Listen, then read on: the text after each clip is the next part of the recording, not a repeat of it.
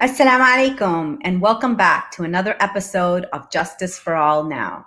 I'm your host, Hannah Zuberi, and you're watching us on Muslim Network TV. You can watch Muslim Network TV 24/7 on Galaxy 19 satellite, Roku TV, Amazon Fire TV, and Apple TV. Today, I wanted to talk about U.S. military aid to Israel. As we head into the election cycle, and many of our elected officials, the people who are running for power, running for elected office, this is a pledge that they make often to another country, not the United people of the United States, but to people overseas. The US's unwavering support of Israel in its joint military ventures comes with a tremendous cost. Billions have been spent over the years to help provide Israel with a strong defense program and other strategic needs. The US provides more military aid to Israel than to any other state. Over the years, let's say since its founding in 1946, United States has spent over $38 billion in aid, and this is an older number. These research that I'm quoting is old, and this is why today we're going to have a guest who's going to update us on that research, update us on what it costs to U.S. taxpayers to send aid to Israel. On September 14, 2016, the Obama administration signed an agreement to increase foreign military aid financing to Israel by 27%. Yet, and we know that the U.S. Already gives more military aid to Israel more than all other countries combined. So from 2019, U.S. taxpayers have been giving an additional $3.8 billion per year to Israel. What can that buy us? What can that do for children here in the United States? Healthcare in the United States? Education in the United States.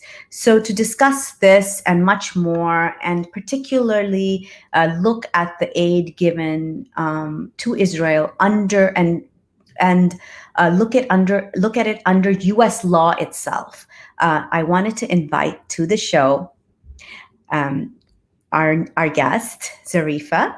Zarefah is a researcher, and she's a master. She just graduated with a master's degree from the University of Washington, and I am really grateful for her to be here. I've been hearing a lot about her research, and I wanted her to share with us, because this is a look at this aid that I don't think has been investigated.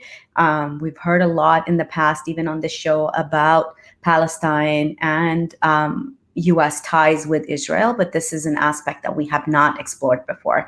So thank you so much for being here today. Assalamu alaikum. I'm so honored to be on this show. This is really exciting. Alhamdulillah. So tell us a little bit more about yourself. Tell us more about your advocacy, your research, but I wanted to learn a little bit more about you yourself. Sure. So my name is Zarefah Baroud. I am 21 years old. I just graduated with my master's degree in foreign policy. I work for American Muslims for Palestine. I do their digital content along with another coworker of mine. So I've been working with them for about a year now. And they kind of introduced me to advocacy and to lobbying and to these topics that we will talk about today, that I ended up diving deeper into and focusing my master's thesis on. Okay, alhamdulillah. So, when we look at discussions, as when you're sitting here watching the Democratic National Convention or the Republican National Convention, because as we can see, both conventions are pretty solid on their standing towards Israel and towards defending Israel. So it's not a difference. This is something that both parties agree on. And you see many of our local politicians pledge support. And while we look at how here in the United States, children are suffering, there are a lot of people in the U.S. do not have health care. More than 1.6 million children don't have health care. And the amount of money that is spent and given to Israel could definitely increase our healthcare budget. It could help housing here in the United States. It could help education here in the United States. So let's start off with that. As you're looking, how much has the aid increased? What have the trends been? If you could start off with that. So aid in Israel to Israel began initially in 1947. What am I saying? In 1947, a year before Israel was actually established. Mm-hmm. So we started providing money in 1947 to the Zionist movement and the military that supported them, the Haganah, which would turn into the Israeli Defense Forces in 1948. Since then, aid has exponentially increased every year, no matter how progressive the administration is. And in 2008, interestingly enough, you say that money could go to funding hospitals and schools and social services in the United States that are greatly needed and have been greatly needed. But since 2008, that aid hasn't been going to support Israeli hospitals or schools either. Since 2008, it's been purely military funding. Any economic aid that had been given to Israel prior to that was just funneled right into military aid. So they weren't getting less money, but the military was getting more money. What are these, if you don't mind going into a little bit of this, what is it used for? Okay, so every 10 years, since 1998, every 10 years, there are 10-year agreements called Memorandums of Understanding, and these deals are renewed every year. However, the deal itself lasts for 10 years, and so basically in each understanding, the U.S. has pledged to Israel, most recently, $38 billion. And that money is separated into two categories. The first one is $33 billion of foreign military financing. And foreign military financing does not require the recipient country or state to track anything. And so we don't actually know for sure where the money is going. Only on certain intelligence committees in Congress. They're the only ones that have any access to this. It's highly classified. But yeah, in an article written by Frida Berrigan, who is a scholar but also a member of the Green Party, she said that because of the proportion of aid and military equipment that Israel receives during every offensive or moment of combat, they are using American weapons and American technology. So during every single time.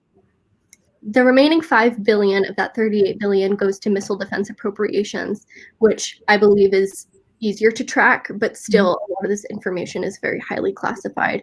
Even government agencies, there's no mechanism for them to be able to track any of this. Even if they sent in a request, there's not even a mechanism for them to be able to do that. This is okay. So even if I went up to my congressperson and I asked them, unless they're on that defense committee, they would not be able to find out where U.S. tax dollars are going and how they're being spent. Exactly. That is mind-blowing. I mean, this is something that's a massive amount of money. Exactly. $38 billion. It's like a blank check given and use it how you will and for whatever, so unless only and so a lot of times we hear this trope is that a lot of that money is just coming right back to the US because they're buying those military equipment from the United States. So what do you know about that? The U.S. is the largest arms exporter to Israel out of any other country. However, Israel does have special perks with the U.S. providing them aid. For example, Israel is the only country in the world that receives aid from the US that's allowed to use that aid to develop their own military industry. Mm. And so they're developing weaponry by themselves, and that's why they're the largest arms exporter in the Middle East. But a lot of that, of course, is coming from the United States. A lot of that the bullets, the guns, the rocket launchers, the missiles, a lot of that is coming directly from American-made companies. So I'm trying to wrap my head around this because the number is so large, and the fact that we don't know where it's being spent, that's not public knowledge. We don't, and the fact that now, and we know this because we've seen this in our work on India, that India is now buying weapons directly from Israel. UAE is buying, a lot of these other, Saudi Arabia, a lot of these places that were traditionally, you would never think of them as buyers of weapons from Israel, are now purchasing weapons from Israel. No, not only that, we know that in the Rohingya genocide, that's one of the things that we work on, is that that Israeli-made warcraft, especially warcraft, was used against the Rohingya people, and Israel supplies this to Burma. And so it's a really vast web that they have spun around the world.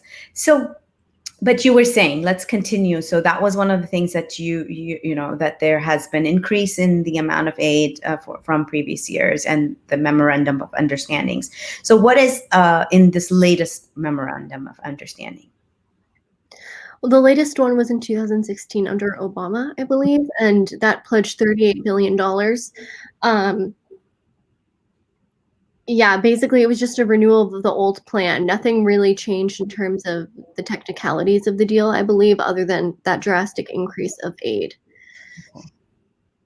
So, and in your research, you have been also looking at specifically a certain law that applies to aid that is given to other states. Can you share a little bit about, let's dig a little bit into that. What is the law? What is the name of the law? What happens? What is it? How does it affect aid that is given? Okay, so the Leahy Laws was established in 1997 by a senator in Vermont. And basically what the law says, it's an amendment to the Foreign Assistance Act, which states that the U.S. is prohibited from providing any military financing to any military or police unit that has been suspected of committing gross human rights violations. And in the FAA, in the Foreign Assistance Act, they define what a human rights violation is. And that's basically the backbone of my research. I use the definition and I say Israel has fulfilled every segment of this definition in these different cases. The definition is cruel, inhumane, degrading treatment or punishment, and things of that sort, like also detention without trial and proper legal representation is a large segment of the definition. And so then that will feed into how Israel runs its prison system, for example.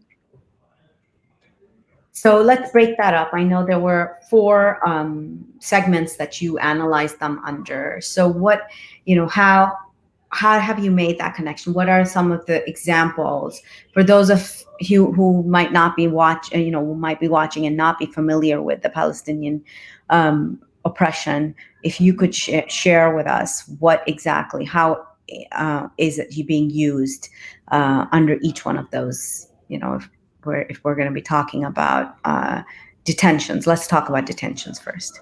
Okay, so the segment of the definition that I used to speak about detentions was prolonged detention without charges and trial, and also causing the disappearance of persons by the abduction and clandestine detention of those persons.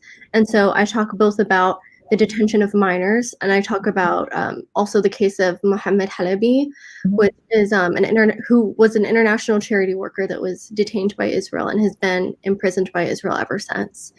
Under false charges that have been condemned by the Australian government where the organization originated. So I talk about cases like this. If we want to talk about the IPS, which is the Israeli prison system, surely a great deal of aid is provided to them because of how large and important the prison system is to Israel and to stopping any type of resistance. For example, the leading conviction of minors in the West Bank is stone throwing. Mm-hmm. Stone throwing. Yeah. So throwing a rock at a tank, throwing a rock at a border, throwing a rock at a soldier. And oftentimes, maybe they didn't even do that, but they don't have to inform. Israel isn't required to inform children or any detainee why they're being detained. I think there was a statistic that said that over 60% of children weren't told why they were arrested. And of course, their parents wouldn't know that either. Okay, so I have some statistics available for the way that children are treated in Israeli prisons.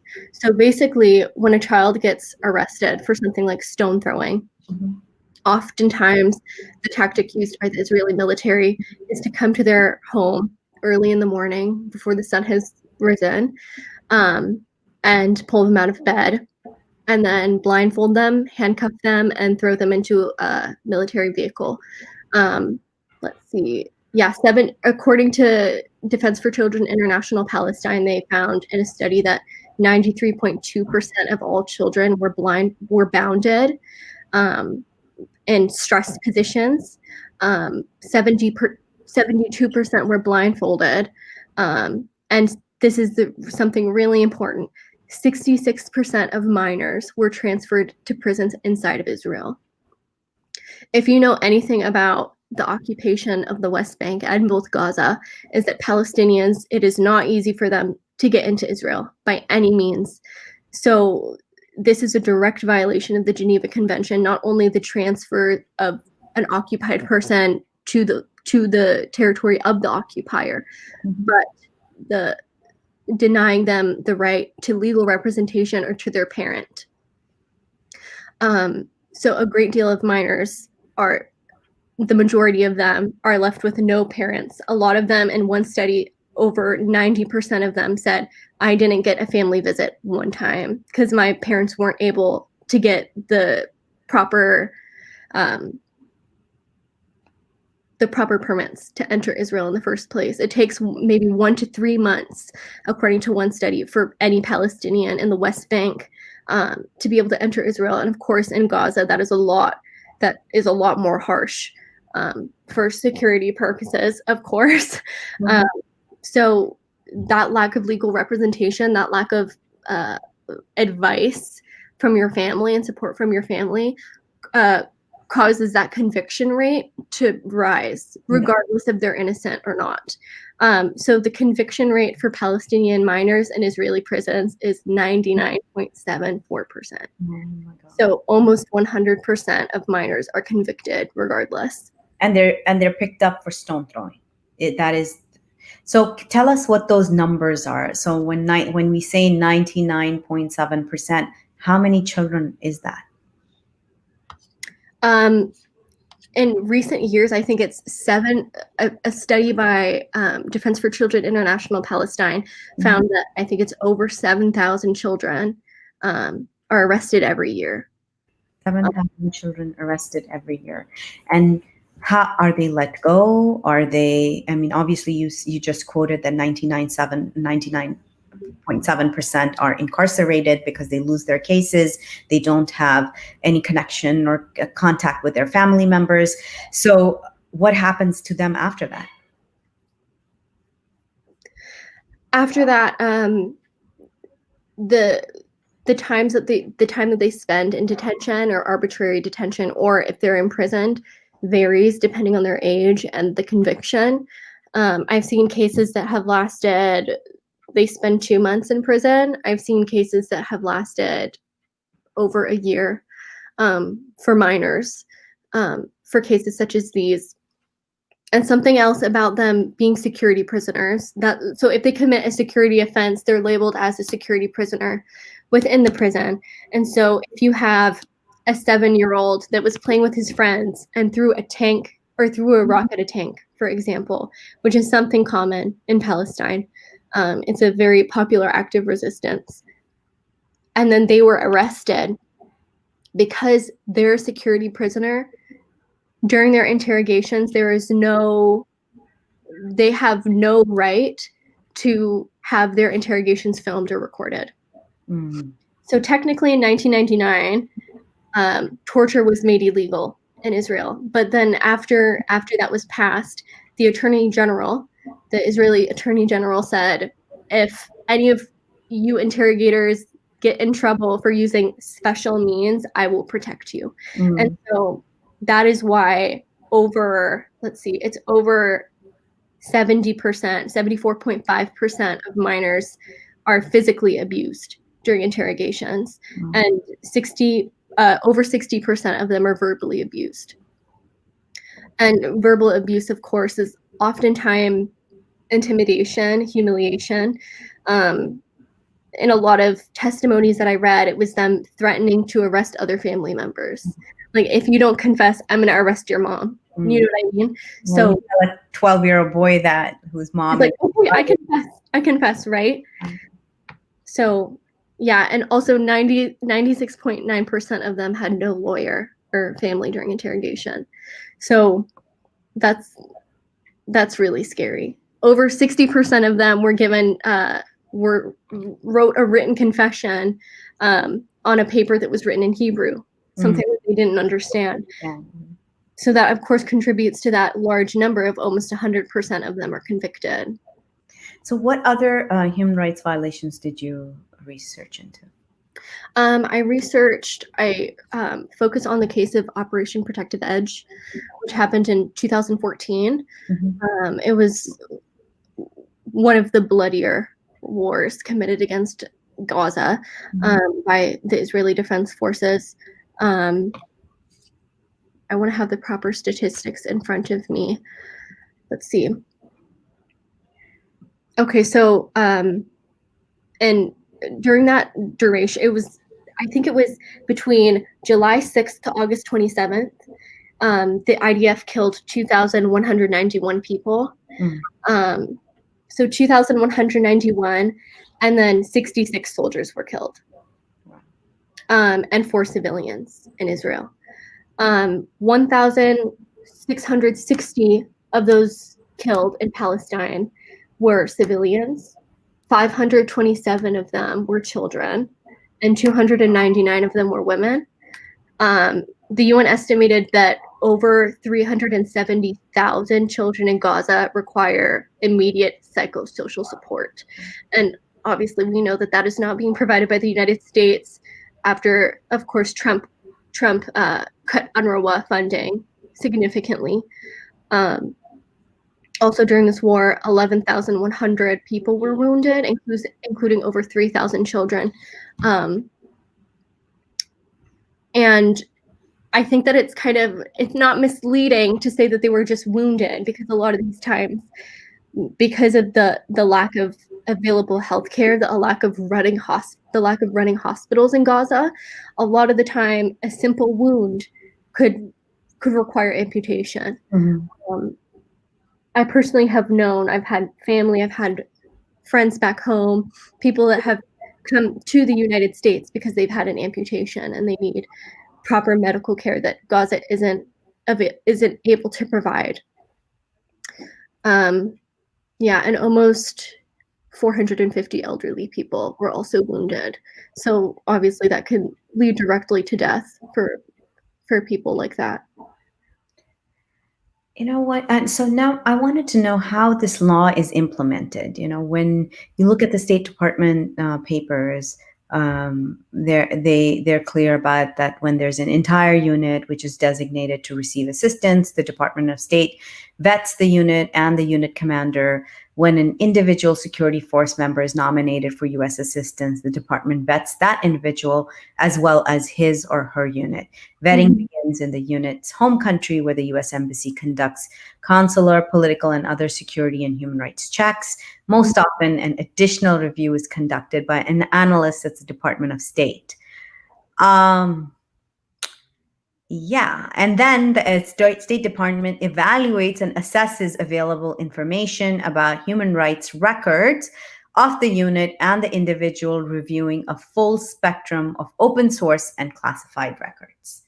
Yeah, so any time that the State Department vets a country for aid, it's a supposedly a thorough 8-step process. But a study conducted in 2011 through 2015 found that out of all of the units that were vetted, only 0.3% of them were rejected aid. And I think that we know if we turn on the news, we can tell that there's more than 0.3% of countries that are committing human rights violations in this world right now. Another study in 2010 to 2013 collected the results of 530,000 military units that were vetted, and of those, only a little bit over 2,000 were denied aid. So this vetting process is not so efficient. I mean, in regards to human rights standards. And so this is something that we want to push, and anybody watching, this is something that as a human rights organization, I do this show on the TV channel, but the show is in the context of human rights. It's on peace and justice. And we push our audience to actually go out and make sure that the people who are running for office have a human rights platform as well. What is their human rights platform? What do they stand for? And each one of these presidential candidates that we've been pushing them on human rights concerns, but particularly let's look at President Biden. One of the things that we push for is that whenever that he needs to include in its human rights platform, that whenever he is in negotiations or trade talks with any of these countries or a military aid, that a human rights expert that is from the impacted community or related, has expertise in the impacted community, has to be a part of those negotiations. That's where, we really need to push this agenda, because the lobbyists for these multi-billion-dollar military companies, they own some of these, and so the regular people who want some of that money to stay here in the United States to take care of the people here need to get involved in this. So what else have you found out about this law and how it's not being implemented, and what can people do about this? So from my research, I only found one time in which aid was even considered to be rejected to Israel, to any of its units. In 2006, when Israel invaded Lebanon, they were using cluster munitions in civilian areas. Human Rights Watch, Amnesty International, all had people on the ground saying all of the cluster bombs we're seeing are American-made. And at the time, President Reagan, he said, we'll hold an investigation, but Congress didn't embrace the investigation whatsoever, so it was dropped, and we continued providing them with cluster bombs till today. So a lot of these controversial munitions are still being provided to Israel, even though in the past there have been so-called investigations. In regards to the Leahy laws, though, all of the investigations are technically confidential. I can only assume that with being a member of the public, not having access to these records, not being on these intelligence committees, that because aid has increased, there hasn't been a successful investigation, whether that's classified or declassified. So, yeah. And this is I'm just like, some of the, when you find out these things, just like as in the case of BDS, as in the case of this law that you just talked about, right? Like a lot of people will not even know that this law exists. Number one, people who are concerned, and number two, that it's not being followed upon, and that even those organizations that are anti-war or even some of this might not even be in their realm of on their radar. And that's why I'm a little bit taken back that this is like the first time that I've heard about this. And so can you tell us if anybody has done any investigations? Have articles been published on this? Has there been any, and it doesn't even need to be on Palestine, what about other countries that are committed these gross human rights violations? Has anybody done any investigative work on this? Well, human rights agencies such as Human Rights Watch, Amnesty International, Defense for Children International have done amazing work, and they have thousands of testimonies and thousands of statistics that could be used when implementing these laws. It's actually written in the Leahy laws that it's highly suggested that we use information from these agencies when working on investigations. But because foreign military financing is so difficult to track, even if Congress wanted to hold an investigation, they don't have any proof. So of where exactly this is going, what units is going to. So it makes the prospect of accountability really small. Yeah. So I understand that, yes, the work of human rights organizations such as Amnesty and HRW, as well as others, can be used. But my question is, has it been used? Are there people who are actively working on dismantling military aid, using the force of this law? This law has been successful in withholding aid to only a handful of countries. So units in Honduras and Guatemala, Nigeria, but soon after, like months after aid had been restricted, it was renewed again to those countries. I think it was Human Rights Watch that said the U.S. will outwardly and like unapologetically break the law if it fits their agenda. And obviously, a lot of these countries that I listed do have America wants dominance in those places, and that's why Israel is so important to them geographically. Yeah. Wow. And this is, I mean, like if you read up on the works of, I believe Amnesty sort of broke down the Leahy law and how it solves, whether it solves the problem of human rights as in the context of foreign military and police units. One of the things that they point out that this is the law. It's not a policy guideline. It is in not a recommendation. Exactly. And so the other thing that they say is, for example, the vetting process itself. The U.S. government currently utilizes Google keyword searches as a first step in its online investigation. And for those who aren't familiar with this type of search, it doesn't pick up information in PDF. So a tip for fellow human rights organizations is to make sure that their reports are also available in HTML and text format. So this is something that all Palestinian rights, Rohingya rights organizations, Uyghur rights organizations, as well as others, which maybe recipients of U.S. aid should be doing, is to making sure that their reports, and this is very true, like a lot of times these PDFs are floating around, but Google searches don't pick them up. And the fact is that the State Department has let go of so much staff. So additional staff is needed just for this vetting process. And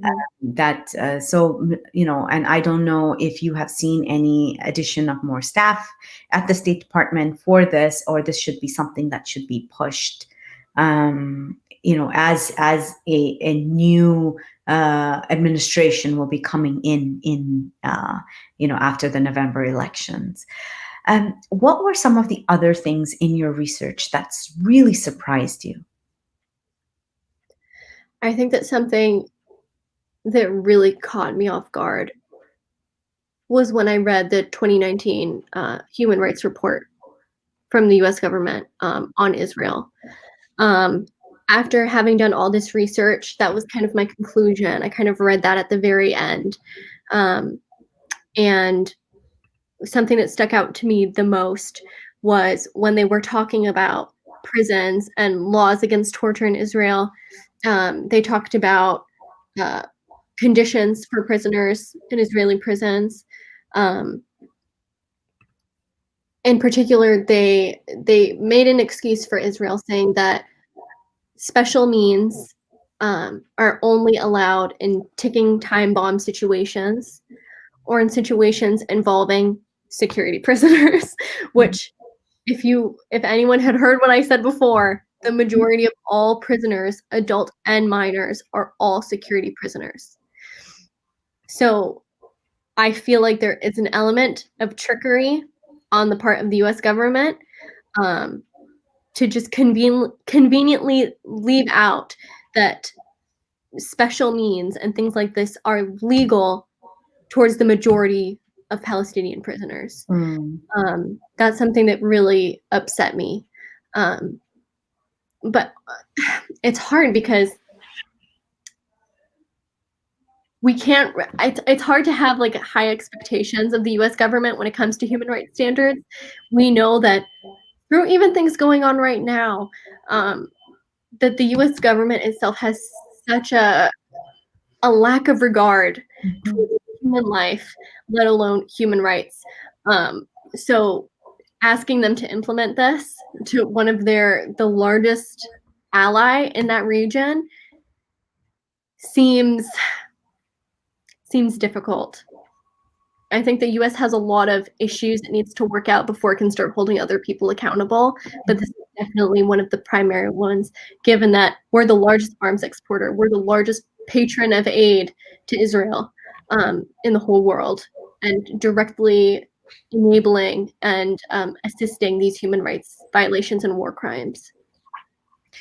And I think that at times like this, especially during a pandemic, especially during a time where governments need to reanalyze where money is being spent, where, how, what, what we really stand for. Like, I know for under this administration, we've left the WHO, we've left the UN Human Rights Council.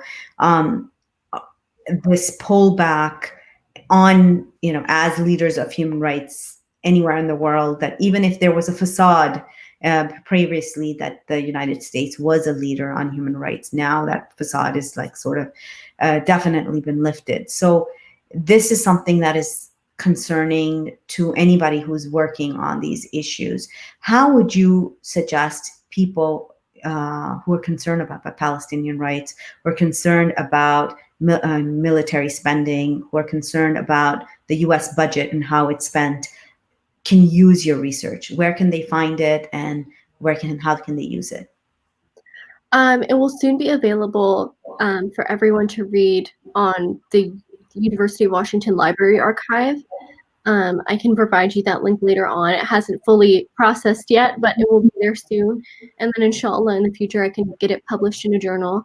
But in the meantime, a lot of this information can be found on the Congressional Research Service website.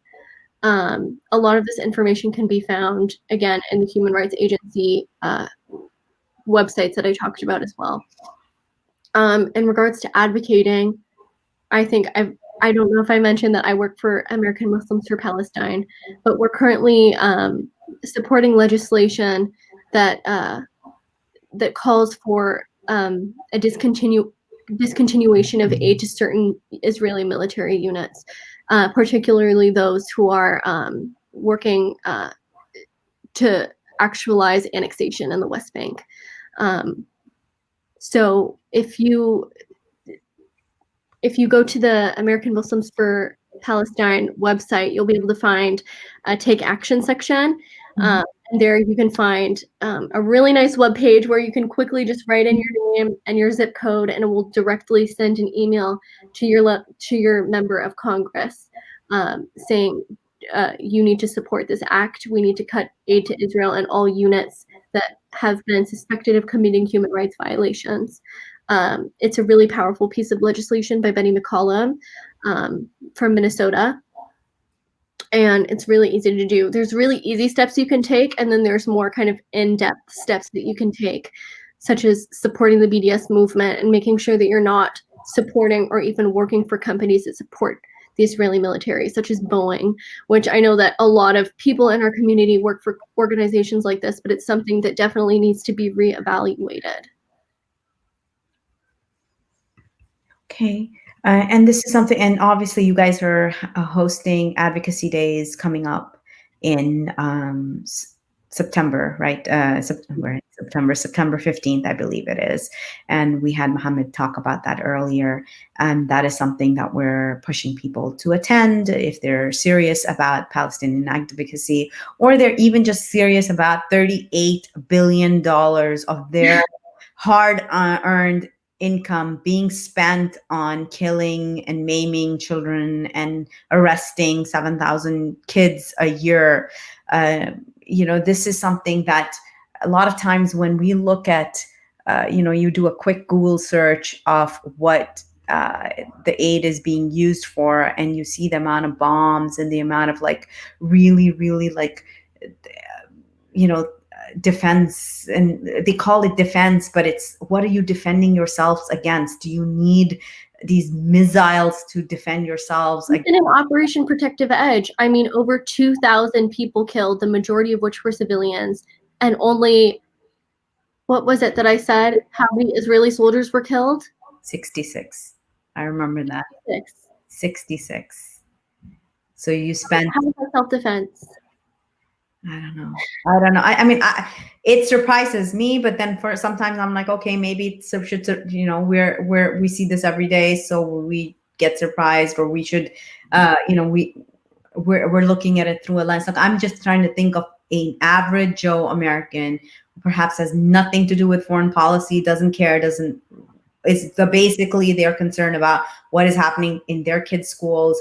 They might not have a laptop to go to school and attend classes, because their school district can't afford to give Chromebooks to every kid. But imagine your tax money that is being spent in this manner. And this is something that we should all be concerned about. Yeah, and as you said, if that was being used for hospitals in Israel, or in the occupied territories, if it was being spent on providing education or making a better life for somebody, maybe someone could have some excuse, right? But at this it's being spent to kill people. It's being spent to kill and incarcerate little kids. It's being spent for the Israeli military to demolish Palestinian hospitals. Mm-hmm. Palestinian COVID testing centers in East Jerusalem. During Operation Protective Edge, multiple hospitals and UN schools, the UN schools that my dad went to, were bombed. Mm-hmm. So it's complete corruption. It's complete brutality. And I think that they learned well from the US. So it's hard. It's a tricky situation. Obviously, that's kind of something that I had to grasp with at the conclusion of my thesis was, I don't know what to do. I don't know what the US is expected to do. I don't expect them to, unless there are actual progressives, actual radical progressives in Congress, like Alexandria Ocasio-Cortez, mm-hmm. that immediately, she wasn't scared to say what she said right after being voted in. She was immediately on top of legislation, trying to hold arms embargoes against Israel. So I think that if we have more people like that, putting pressure on our president, whoever that president may be, is incredibly important. So again, what you were saying about what can the average Joe do, I think elect progressive people into Congress and into the Senate. Yeah. Sorry, I don't have some satisfying conclusion. I know, no, and this is no. Thank you so much, because this, and you know what I'm really pleased with is that now American kids like you all are using their education to actually work in the field in a manner that is productive. So it's not coming out of a place of emotion. It's coming out of a place of research, statistics, really backed up. Like, it's not something that people look. That's because a lot of times, even when you're in these meetings, that is what I often feel like when you're in congressional meetings, that when you speak from an emotional point of view, yes, there might be a moment of connection. Oh, that, I'm worried about, I'm an American citizen. I'm worried about my family over there. But beyond that, when people are looking at American laws being broken now, Mhm. now people are looking at, yes, hey, $38 billion. How could I have used that, a part of that money, for my own district, right? Um, how many problems could I solve in my own district if that part of that funding was not going here, but was going towards other federal government expenditure? So that is something that I feel like this is really like, I'm really super pleased about that. And I'm glad that you're going to be using your research for advocacy purposes, and for people to be able to now make concrete, it's sad, but that's the real reality of the world we live in. We wish people would be moved by the fact that all these lives are being killed or destroyed, incarcerated, that a hospital that people have invested in is being destroyed. But that's not how a lot of times these offices work. That's not how times a lot of how decisions are made. So the fact that now these causes, such as the Palestinian cause, has actual research being done. And so when did the Leahy law come into your radar? Like, how did you find out about it, and how did you decide to do research on it? So I think it was a couple years ago, Betty McCollum came out with a bill in support of Palestinian minors in Israeli detention. And she used the Leahy laws as an argument to end the funding of Israeli prisons and the system that enables children to be arrested in the manner that they are. So that's how I first heard of the Leahy laws, and then I read more into it and realized that it's so much more far-reaching than simply prisoners, but it's every aspect of Israel is violating the Leahy laws. So yeah. Got. Well, thank you so much, Zarefah, for being here and for sharing your research. We look forward to it being published. And so we would love to see maybe an infographic or something come out from AMP that we can help amplify, because this is absolutely, like, a lot of times information is broad and people need to be able to, see it in sometimes a bite-sized clip. So I look forward to that. As for the rest of us, we have an action out right now on Save India from Fascism. Please call your congresspeople, and the deadline for India being designated as a country of particular concern is coming up really soon, and we need as much pressure as possible on the State Department and on our Congress and Senate to declare India a country of particular concern. So please go to Justice for All now, where we have tweets ready for you. Click and tweet. You can tweet at your congressperson. We have a calling tool set up for you to be able to call your congresspeople and let them know your concern and what you believe should be, how your concern for minorities in India. And it's the more research we do on this, the more we see Christians, Buddhists, Muslims, Dalits, all sorts of minorities being persecuted in India, and a lot of the world is unaware and does not know anything about what is happening. So we really hope that you guys can participate. If you want to sign up for meetings, if you haven't had a meeting with your congressperson on Indian minorities and you're concerned for them, please sign up for advocacy days, and we will help you arrange a meeting for you. So thank you so much for being here, for being a part of Justice for All. We cannot do this work without you. We cannot. We're grateful to the Muslim Network TV for hosting this show for us. Please watch Muslim Network TV 24/7 on Galaxy 19, Roku TV, Amazon Fire TV. And again, the website is www.justiceforall.org, and you can find the actions on the front page.